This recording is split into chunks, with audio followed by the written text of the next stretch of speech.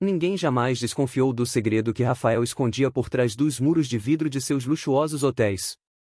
Ele era o homem que tudo podia comprar, menos a lealdade verdadeira. Por fora, Rafael Borges era o empresário perfeito, terno impecável, olhar calculado, sorriso ensaiado para capas de revistas. Mas à noite, ao recostar a cabeça na poltrona que ficava em frente à imensa janela do seu apartamento no último andar do luxuoso prédio onde morava, era apenas um homem cansado, perseguido por lembranças que não podia enterrar. Ele vinha de uma infância de miséria, onde dividir o pão era regra e sonhar alto era proibido. Mas Rafael sonhou. Sonhou tanto que desenhou hotéis flutuantes, torres de vidro no topo de montanhas, e até quartos em estações espaciais. Cresceu rabiscando o futuro, enquanto seus irmãos zombavam da sua arquitetura de mentira. De mentira, até que deixou de ser. Hoje, quem ousaria rir dele? Naquela noite, sentado em sua poltrona, o telefone vibrou sobre a mesinha de mármore. Era Vitor, o sócio que virou confidente.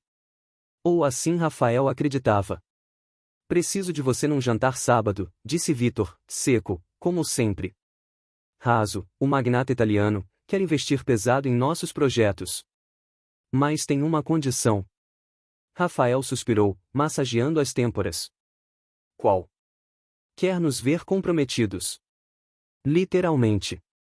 Ele só fecha com parceiros estáveis, casados ou noivos. Silêncio.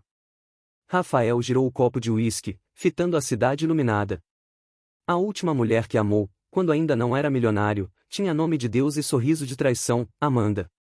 Quando o abandonou por um herdeiro milionário, Rafael jurou que nunca mais abriria o coração pro amor. Só abriria contas bancárias. Vitor insistiu, você precisa de uma noiva. Só por alguns jantares, depois inventa um rompimento. E onde acha que vou arranjar uma mulher que aceite essa palhaçada? Ele rosnou. Você compra tudo, Rafael. Compra mais isso. Ele desligou, atirou o celular no sofá. Na manhã seguinte, antes mesmo do café, chamou Clara, sua assistente pessoal, e disparou a ordem. Preciso de uma noiva. Bonita, cabelo escuro, olhos claros. Pobre, de preferência. Clara gaguejou do outro lado da linha, o senhor quer comprar uma mulher? Quero contratar uma atriz que não pergunte demais. Clara não ousou discutir. Em poucas horas, enviou uma lista de candidatas. Na sexta-feira, Rafael entrou em seu escritório com o peito pesado. Era como comprar um brinquedo novo, só que o brinquedo falaria, sorriria, e mentiria por ele. Uma farsa viva. A primeira candidata tremia tanto que quase derrubou o copo d'água. A segunda era arrogante demais para parecer convincente. A terceira tinha voz estridente, nada delicada. E assim foi uma a uma. Decepção atrás de decepção. No fim da tarde, esgotado, Rafael decidiu espairecer. Caminhou até a livraria pública do centro, onde não pisava há anos. O cheiro de papel velho lhe trouxe lembranças de um Rafael menino, de caderno e lápis na mochila furada. Perto da prateleira de filosofia, uma voz suave interrompeu suas memórias. Posso ajudar? Ele se virou devagar. Diante dele, uma jovem de cabelo longo e escuro, preso num laço de fita. Olhos azuis, tão limpos que pareciam cortar o ar. Nome no crachá, Nara. Rafael engoliu seco. Procuro livros, mentiu. Ela sorriu de leve, um sorriso que não se compra. Filosofia? Siga-me. E saiu andando com uma leveza que o desconcertou. Enquanto fingia folhear Sócrates, Rafael suava. O plano nasceu ali, entre páginas amareladas, e se fosse ela? Tomou coragem, aproximou-se do balcão. Preciso de uma coisa fora dos livros. Nara ergueu o rosto, surpresa. Sim. Ele pigarreou. Preciso de você. Ela riu, confusa. Para quê, exatamente? Rafael inspirou fundo, os batimentos ecoando nos ouvidos. Preciso que finja ser minha noiva. Apenas por uma noite. A bibliotecária o estudou, séria. Aquele homem era louco? Ou apenas desesperado? E por que eu? Ele baixou a voz, quase implorando. Por que você não parece ter preço?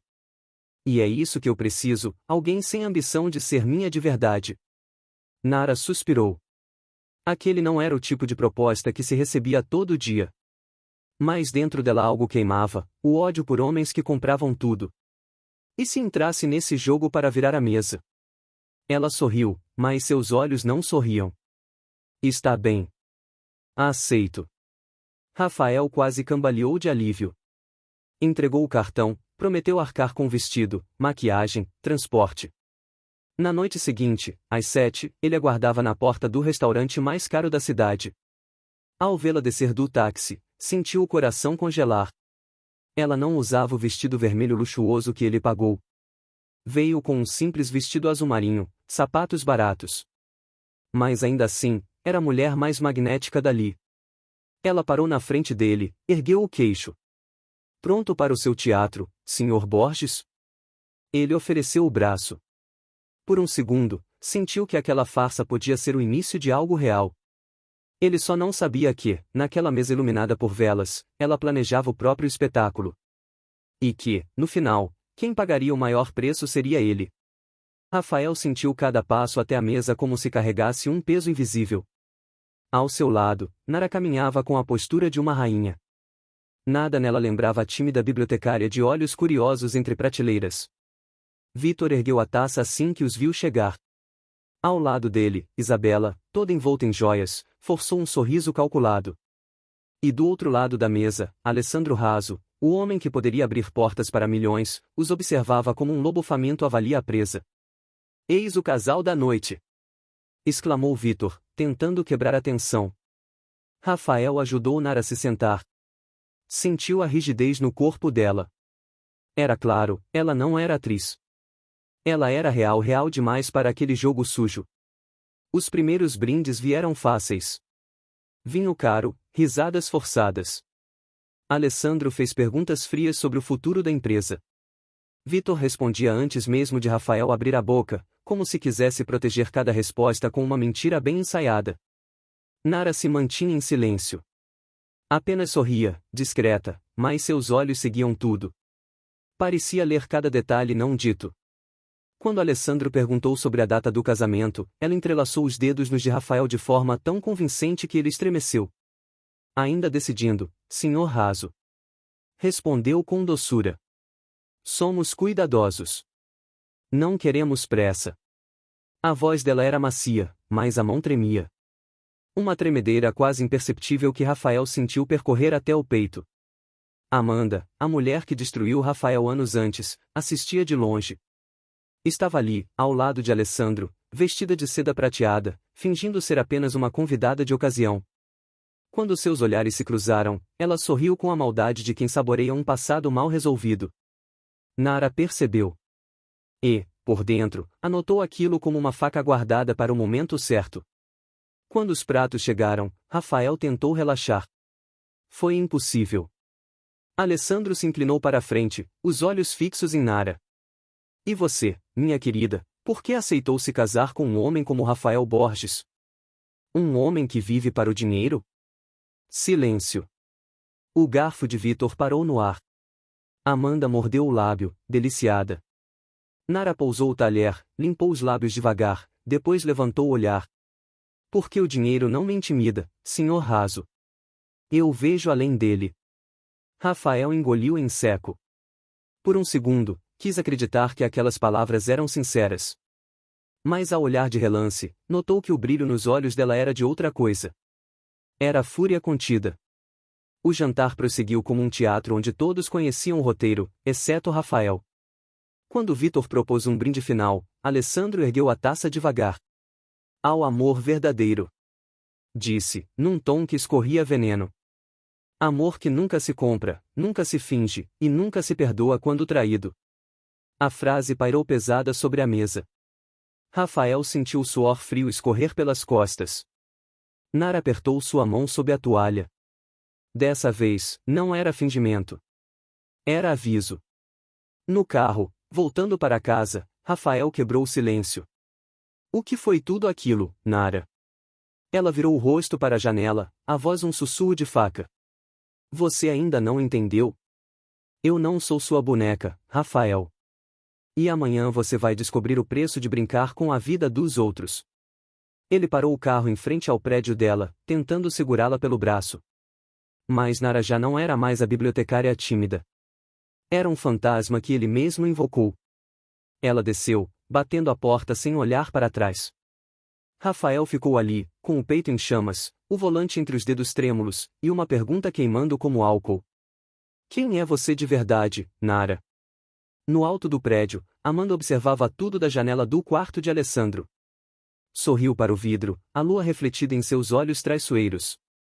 No jogo de máscaras que Rafael criou, o único que não sabia o final era ele mesmo. Na manhã seguinte, Rafael acordou com a garganta seca e um gosto de ferrugem na língua. Passará a noite em claro, refazendo cada detalhe do jantar. O toque gelado da mão de Nara, o sorriso falso de Amanda, o brinde venenoso de Alessandro. Sentado na beirada da cama, ainda de terno amassado, Rafael encarou o próprio reflexo no espelho, olheiras fundas, olhar cansado. O empresário de sucesso parecia um homem encurralado num beco sem saída. O celular vibrou sobre o criado mudo. Uma mensagem. Número desconhecido. Venha à biblioteca. Hoje. Sozinho. Nara. Sem pensar, vestiu a primeira roupa que encontrou, engoliu o café frio e saiu. O trajeto até a velha biblioteca foi uma eternidade de pensamentos podres. Na cabeça dele, perguntas e respostas se engalfinhavam como cobras famintas. Assim que empurrou a porta de madeira, sentiu o cheiro abafado de livros e um arrepio subindo pela espinha. Lá estava ela, encostada na estante de filosofia, braços cruzados, o laço de fita agora preso nos cabelos soltos. Rafael. Disse, sem sorrir. Ele tentou se aproximar, mas Nara ergueu a palma, fria como uma sentença. Fique onde está. Hoje eu falo. Você ouve. Rafael engoliu em seco. Sua voz saiu rouca. O que você quer de mim, Nara? Dinheiro? Quer expor tudo pro raso? Ela soltou uma risada curta, tão amarga que fez os livros parecerem murchar em volta dela. Dinheiro? Repetiu, como se cuspisse veneno. Meu preço você não pode pagar. Sabe por quê? Porque não é dinheiro. É dignidade. É o que você roubou do meu pai quando destruiu nossa casa para erguer sua maldita torre de vidro. Rafael deu um passo à frente, desesperado. Eu juro por tudo que é mais sagrado, eu não sabia. Foi Vitor. Nara baixou o olhar, as lágrimas surgindo sem pedir licença. Mas quando ergueu os olhos outra vez, não havia piedade ali, só uma tempestade contida. Não sabia? Então quem lucrou com cada quarto vendido? Quem tomou champanhe no topo de uma cobertura construída sobre as ruínas da minha família? Ele não tinha resposta. E ela sabia. Por um segundo, o silêncio foi tão pesado que se ouvia o render das prateleiras antigas. Então Nara se aproximou. Perto o bastante para ele sentir o perfume doce que o enlouquecera no primeiro dia. Ela ergueu o rosto, a voz suave como uma lâmina bem afiada. Acha mesmo que eu aceitei ser sua noiva por dinheiro? Eu aceitei para enfiar minha história na sua garganta. Para te obrigar a engolir tudo que sempre varreu para debaixo do tapete. Rafael quis segurá-la, pedir perdão, prometer qualquer coisa. Mas antes que pudesse, Nara encostou o dedo em seus lábios. Quieto. Sussurrou. Agora é minha vez de comandar o show. Ela tirou do bolso um pendrive. Entregou na palma dele como quem entrega uma bomba relógio. Aí dentro estão documentos, fotos, registros que provam cada tijolo roubado do meu pai. Hoje à noite, Raso vai receber uma cópia. Ele saberá quem você é de verdade. Rafael ficou pálido como um cadáver. O pendrive parecia queimar sua pele. Nara, por favor. A voz dele era um fio de ar, me dê uma chance. Eu posso reparar isso. Posso devolver o que tirei. Ela o encarou, olhos úmidos mais implacáveis. Não quero que devolva. Quero que sinta. Que viva a cada minuto da vergonha que meu pai viveu quando viu nossa porta quebrada por seus seguranças. Rafael, ajoelhado, encostou a testa nas costas de uma poltrona próxima, tremendo como um menino diante de um castigo merecido. Nara se virou, ajeitou o laço de fita no cabelo, respirou fundo. Adeus, Rafael Borges. Deixou-o ali, quebrado, na sombra dos livros que ele dizia amar. Horas depois, sentado no chão de seu escritório, Rafael ouviu a notícia pelo noticiário: Alessandro Raso cancelava publicamente a parceria com Borges Hotels, alegando a falta de integridade moral. Vitor, ao lado dele, não ousava dizer uma palavra. Só acompanhava, mudo, o som de algo irrecuperável se despedaçando no fundo da alma do amigo. Mas, pela primeira vez em anos, Rafael não pensava em dinheiro. Nem em contratos. Nem em Amanda. Pensava apenas nos olhos azuis que agora não precisava mais comprar. E que, por não serem dele, doíam mais do que qualquer derrota. E assim, terminou a farsa da noiva inventada. E começou a ruína de um homem que acreditou poder comprar o amor, mas saiu pagando com o próprio coração.